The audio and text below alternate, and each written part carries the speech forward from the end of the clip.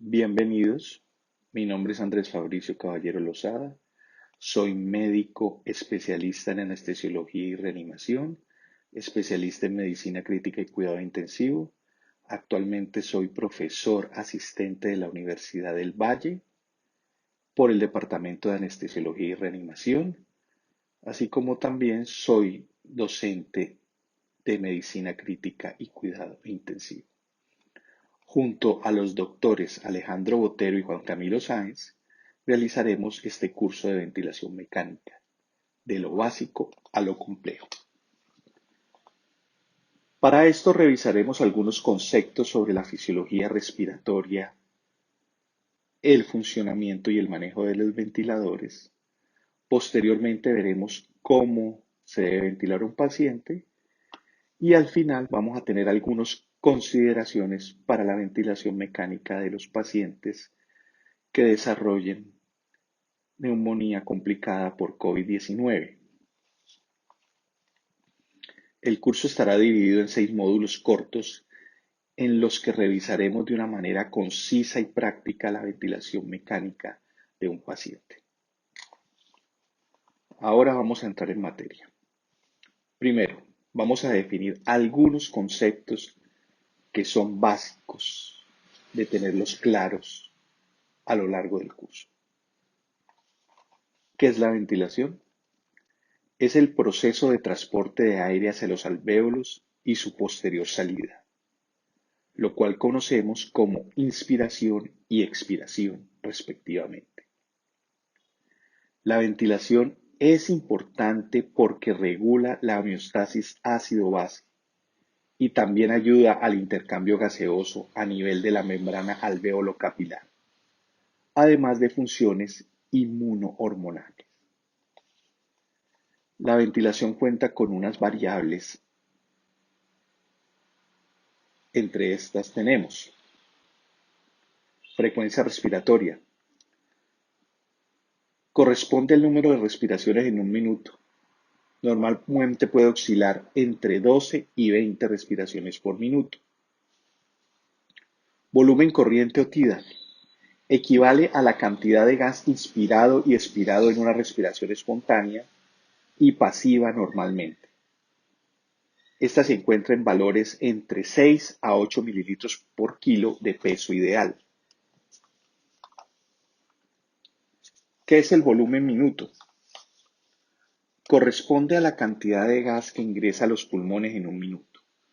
Su cálculo se realiza a través de la multiplicación de la frecuencia respiratoria por el volumen corriente, obteniendo un resultado en litros por minuto.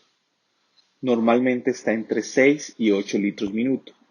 No obstante, durante la actividad física puede incrementar aproximadamente a 35 litros minuto.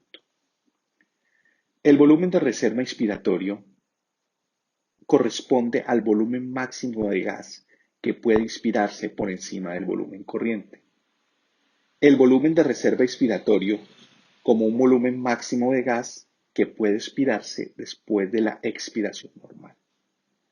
El volumen residual corresponde al gas que permanece en el pulmón después de una expiración máxima.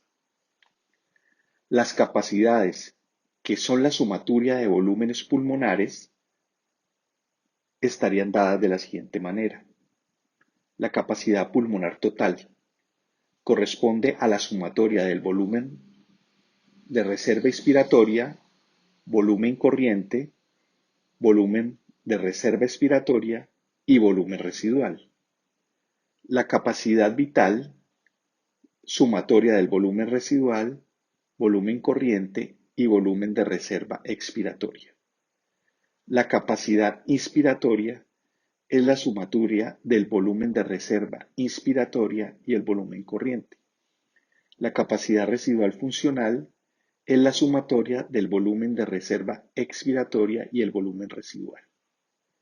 Finalmente, hablaremos un concepto denominado la capacidad de cierre.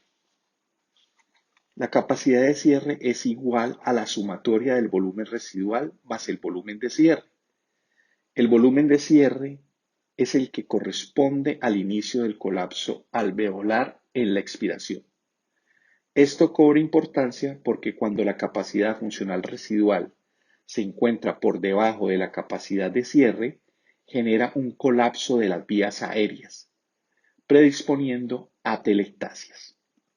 Esta situación es frecuente en pacientes mayores de 44 años, en decúbito supino, edad avanzada o paciente anestesiado.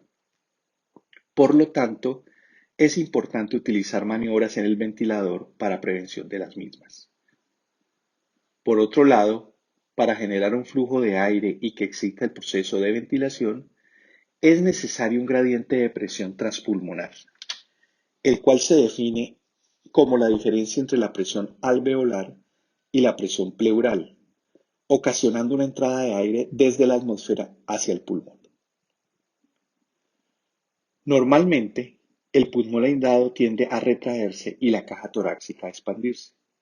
Por esta razón, en un estado relajado con vía aérea abierta, no tiende a existir un flujo.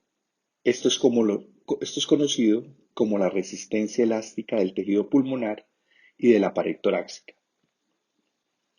Además, dentro de las resistencias elásticas pulmonares se debe incluir la interfase aire-líquido a nivel alveolar.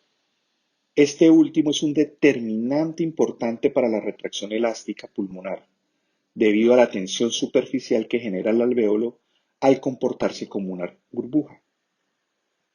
Aplicando la ecuación de Laplace, en la que tenemos que presión es igual a 2 veces la tensión superficial sobre el radio, nos permite entender la dinámica del surfactante alveolar a través de un efecto conocido como Marangoni, reduciendo la tensión superficial gracias a las cabezas polares de los lípidos, los cuales se ordenan sobre la interfaz agua y las colas apolares se alinean sobre la interfaz aire. Con lo anterior podemos introducir el concepto de distensibilidad o compliance pulmonar, el cual es un parámetro importante para la insuflación pulmonar y corresponde al cambio en el volumen pulmonar generado por unidad de cambio en los gradientes de presión entre el alvéolo y la cavidad pleural, lo que se conoce como presión transpulmonar. Valor normal entre 150 y 200 mililitros centímetros de agua. Hay que tener en cuenta que para generar la ventilación se deben vencer unas fuerzas, bien sea por parte de la caja torácica o producto del mecanismo del ventilador mecánico.